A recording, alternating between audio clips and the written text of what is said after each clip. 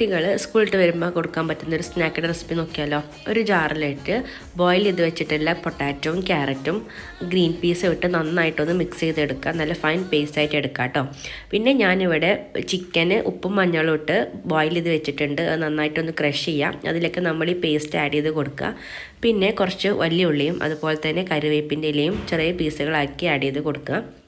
ആവശ്യത്തിനുള്ള ഉപ്പും കുരുമുളകും മഞ്ഞൾപ്പൊടി ആഡ് ചെയ്ത് നന്നായിട്ടൊന്ന് മിക്സ് ചെയ്യുക കേട്ടോ. ഇനി ഇതിലേക്ക് ഒരു 1/4 കപ്പ് അളവിൽ ഗോതമ്പ് പൊടിയും കൂടി ചേർത്ത് നന്നായിട്ടൊന്ന് മിക്സ് ചെയ്യുക. ഞാൻ മൈദ യൂസ് ചെയ്തിട്ടില്ല, ഗോതമ്പാണ് യൂസ് ചെയ്തിട്ടുള്ളത്. നമ്മൾ കൈ വെച്ചിട്ട് റോൾ ചെയ്യാൻ പറ്റുന്ന രീതിയിൽ ഒന്ന് മിക്സ് ചെയ്തെടുക്കുക കേട്ടോ. എന്നിട്ട് കുഞ്ഞു കുഞ്ഞു ബോൾസാക്കി ഇതുപോലെ മാറ്റി വെക്കാം.